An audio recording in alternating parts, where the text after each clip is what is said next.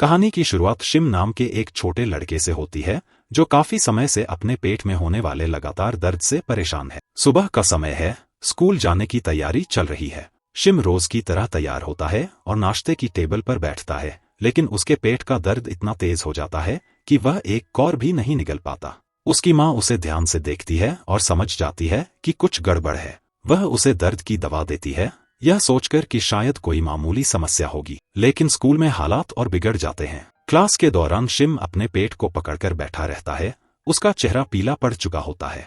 अचानक दर्द असहनीय हो जाता है और वह तेजी से बाथरूम की ओर भागता है। जैसे ही वह खुद को राहत देता है, उसकी सांसें थम जाती हैं। नीचे देखते ही वह दहशत में आ जाता है, वहां खून होता है। पास खड़े कुछ लड़के यह देखकर उसका मजाक उड़ाने लगते हैं। वे हंसते हुए कहते हैं कि उसे लड़की की तरह पीरियड्स आ रहे हैं। शिम शर्म, डर और उलझन से टूट जाता है और वहां से भाग जाता है। घर पहुंचकर वह इंटरनेट पर जवाब ढूंढने की कोशिश करता है कि उसके शरीर के साथ आखिर हो क्या रहा है, लेकिन उसे कोई ठोस जवाब नहीं मिलता, सिर्फ दर्द और डर बढ़ता जाता है। शाम को खाने की टेबल पर माहौल बहुत भारी होता है। उसके पिता उससे पढ़ाई की बात करने की कोशिश करते हैं, लेकिन तभी दर्द फिर से तेज हो जाता है। बिना कुछ बोले शिम बाथरूम की ओर दौड़ता है। उसके माता पिता पीछे पीछे जाते हैं और जैसे ही वे खून देखते हैं, उनके पैरों तले जमीन खिसक जाती है। एक पल भी बर्बाद किए बिना वे उसे अस्पताल ले जाते हैं। प्रारंभिक जांच के बाद डॉक्टर कुछ दवाइयां देते हैं, लेकिन असली वजह समझ में नहीं आती।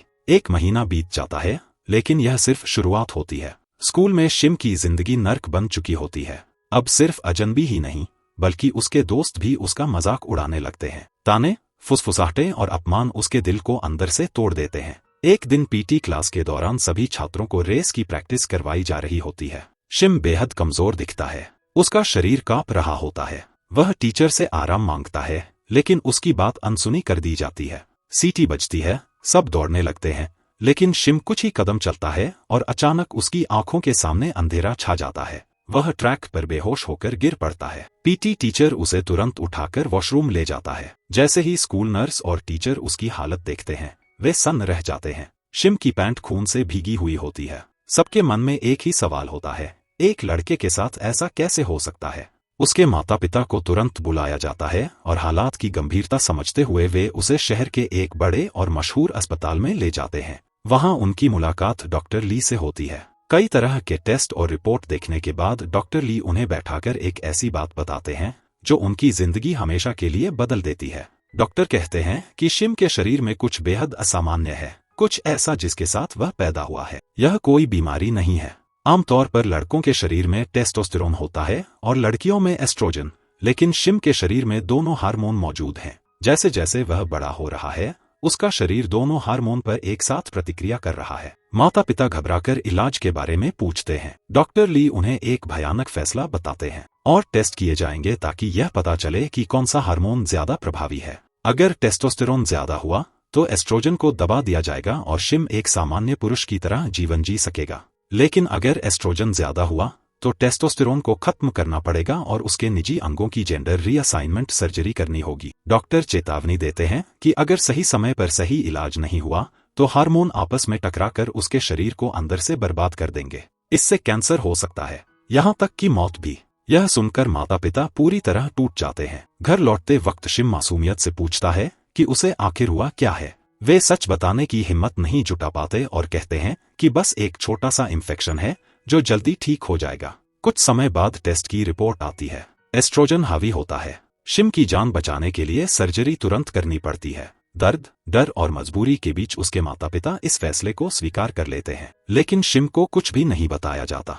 उसे जरा सा भी अंदाजा नहीं होता कि उसकी पहचान हमेशा के लिए बदलने वाली है। सर्जरी से ठीक पहले डॉक्टर ली का एक दोस्त उनसे इसे रोकने की गुहार लगाता है, लेकिन डॉक्टर अपने फैसले पर अडिग रहते हैं। इस चेतावनी का कारण अभी रहस्य बना रहता है, क्योंकि इस शहर में ऐसी सर्जरी पहले कभी नहीं हुई थी। मीडिया अस्पताल पर टूट पड़ता है। कैमरे एक मासूम बच्चे की तस्वीरें लेने लगते हैं। शिम डरा हुआ है, शर्मिंदा है और पूरी तरह अकेला महसूस करता है। सर्जरी के बाद जब उसे होश आता है तो वह अपने शरीर को देखता है और सन्न रह जाता है। उसका शरीर अब एक लड़की का बन चुका होता है। वह समझ जाता है कि उसके साथ क्या किया गया है। वह कुछ बोल नहीं पाता। कमरे की खामोशी उसकी टूटी हुई जिंदगी की गूंज बन जाती है।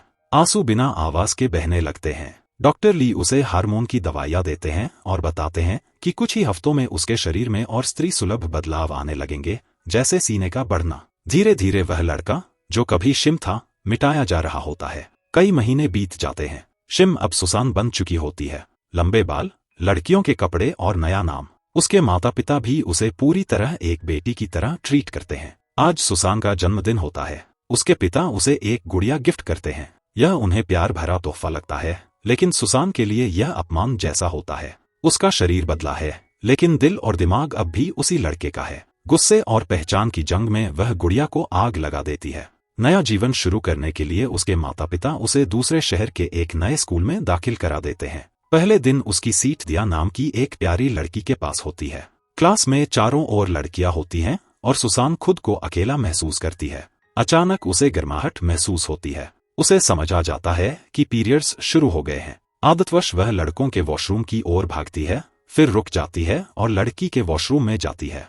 क्लास में लौटने पर वह देखती है कि दिया चुपचाप उसकी कुर्सी साफ कर रही है। यह छोटी सी मदद सुसान के दिल को छू जाती है। दोस्ती की शुरुआत यहीं से होती है। धीरे धीरे दोनों करीब आने लगती हैं। एक दिन सुसान को एक लड़के का लव लेटर मिलता है, लेकिन उसका दिल कहीं और होता है। वह दिया की तस्वीरें देखती रहती है। जब दिया उसके घर आती है और कंप्यूटर का वॉलपेपर देखती है, तो वह शिम की तस्वीर होती है। सुसान झूठ बोलती है कि वह उसका भाई था, जो मर चुका है। दिया उसे गले लगा लेती है और उसी पल सुसान का दिल तेजी से धड़कने लगता है। उसी रात जीन, जिसने सुसान की दवाइयों की तस्वीर देखकर उनके बारे में सर्च किया था, दिया को बताती है कि ये गोलियां डिप्रेशन की दवाइयां हैं। दिया तुरंत सब कुछ जोड़ लेती है। उसे लगता है कि सुसान अपने मरे हुए भाई के गम में ये दवाइयां ले रही है। वह मन ही मन फैसला करती है कि अब वह सुसान का और ज्यादा ख्याल रखेगी। उसे इस अंधेरे से बाहर निकालकर ही दम लेगी। अगले दिन दिया सुसान से कहती है कि आज उसका जन्मदिन है और वह पूरा दिन अपनी सबसे खास दोस्त के साथ बिताना चाहती है। दोनों स्कूल नहीं जाती और पूरा दिन हंसी, मस्ती और आजादी में बिताती हैं। लेकिन यह खूबसूरत दिन तब खराब हो जाता है जब सड़क पर एक आदमी सुसान को परेशान करने की कोशिश करता है। दिया बिना डरे उसके सामने खड़ी हो जाती है। वह उस आदमी को ऐसा सबक सिखाती है कि वह जिंदगी भर याद रखे। शाम ढलते ही सुसान दिया को जन्मदिन का तोहफा देती है। दिया बहुत खुश होती है, लेकिन जब वह वही तोहफा घर जाकर अपनी माँ को दिखाती है, तो माहौल ठंडा और जहरीला हो जाता है। दिया की माँ न सिर्फ तोहफे से नफरत करती है, बल्कि सुसान का अपमान भी करती है। अगले दिन दिया रोती हुई सुसान से माफी मांगती है। वह अपनी माँ के व्यवहार के पीछे की कड़वी सच्चाई बताती है। वह कहती है कि उसकी माँ हमेशा से ऐसी नहीं थी। जब दिया छोटी थी, तब उसके माता पिता का बहुत बुरा तलाक हुआ था। उसके बाद उसकी माँ गहरी डिप्रेशन में चली गई। अपने बीते दर्द से लड़ने के लिए उसने नशे का सहारा लिया और वहीं से वह एक कड़वी, बेरहम और टूट चुकी औरत बन गई। दिया की यह सच्चाई सुनकर सुसान के दिल में कुछ बदल जाता है। उसे एहसास होता है कि जैसे वह दिया को दिल से चाहती है, वैसे ही दिया भी उसे पूरी शिद्दत से अपना मानती है। लेकिन अपने राज का बोझ अब सुसान से सहा नहीं जाता। कांपती आवाज और तेज धड़कते दिल के साथ वह दिया को अपनी पूरी सच्चाई बता देती है। अपने अतीत की, अपने शरीर की, अपनी पहचान की। कुछ पल तक सन्नाटा छाया रहता है। सुसान को यकीन हो जाता है कि अब उसकी दोस्ती खत्म हो जाएगी। लेकिन दिया की आंखों में नफरत नहीं, सिर्फ गहरी करुणा होती है। वह कहती है, तुम मेरी सबसे अच्छी दोस्त हो और सच्चे दोस्त कभी एक दूसरे को छोड़ते नहीं हैं। वह सुसान को कसकर गले लगा लेती है। उस गले लगने में सुसान को वह सुरक्षा महसूस होती है जो उसने शिम बनने के बाद कभी महसूस नहीं की थी। अगले दिन स्कूल में सभी छात्रों को सफाई की ड्यूटी दी जाती है। वही लोकप्रिय लड़का, जो अब भी सुसान को पसंद करता है, उसकी मदद करने आगे आता है। यह नज़ारा जीन को जलन से भर देता है, क्योंकि वह लंबे समय से उस लड़के से प्यार करती आई है। जब सुसान जीन की मदद करने की कोशिश करती है, तो जीन सबके सामने उसे बुरी तरह जलील कर देती है। दिया यह सब और नहीं देख पाती और जीन को अलग ले जाकर रोकने की कोशिश करती है। वह कहती है कि यह सुसान की गलती नहीं है, लेकिन गुस्से में अंधी जीन और ज्यादा जहर उगलने लगती है। उसी पल जीन को समझाने और उसे इंसानियत का एहसास दिलाने की कोशिश में दिया अपना आपा खो देती है और सुसान का सबसे बड़ा राज जुबान से फिसल जाता है। जीन का चेहरा सफेद पड़ जाता है। वह धीरे से माफी मांगती है, लेकिन स्कूल के गलियारों में राज ज्यादा देर छुपते नहीं हैं। अगली सुबह माहौल पूरी तरह जहरीला हो जाता है। हर नजर सुसान को घूरती है, जैसे वह कोई इंसान नहीं, कोई अजूबा हो। दिया रोती हुई उसके पास आती है और माफी मांगती है, यह कबूल करते हुए कि सच्चाई उसी से बाहर निकली थी। सुसान के पैरों तले जमीन खिसक जाती है। तभी जीन क्लास में आती है। अब उसके चेहरे पर पछतावा नहीं, बल्कि एक बीमार सी जिज्ञासा होती है। वह जोर से कहती है, इतने खूबसूरत चेहरे के पीछे एक राक्षस छुपा है, क्यों न हमें वह असली चेहरा दिखाओ। सब कुछ एक डरावने सपने में बदल जाता है। सुसान भागकर बाथरूम में छिप जाती है, लेकिन लड़कियों की भीड़ उसका पीछा करती है। वे उसे घेर लेती हैं, उसका मजाक उड़ाती हैं और उसके कपड़े उतारने की कोशिश करती हैं। आखिरकार दिया वहां पहुंचती है और किसी तरह सुसान को वहां से निकालती है, लेकिन तब तक सुसान पूरी तरह टूट चुकी होती है। वह पहले ही डिप्रेशन से जूझ रही थी और अब जिस इंसान पर उसने सबसे ज्यादा भरोसा किया था, उसी वजह से उसे सबके सामने इंसानियत से गिरा दिया गया था। सुसान खुद को अपने कमरे में बंद कर लेती है। वह अब सिर्फ एक खाली खोल बनकर रह जाती है। उसकी हालत देखकर उसकी मां डॉक्टर ली से संपर्क करती है। सर्जरी के बाद डॉक्टर ली दुनिया भर में मशहूर हो चुका होता है, एक ऐसे डॉक्टर के रूप में जिसने एक लड़के को लड़की में बदलकर उसकी जान बचाई। वह उन्हें अमेरिका बुलाता है।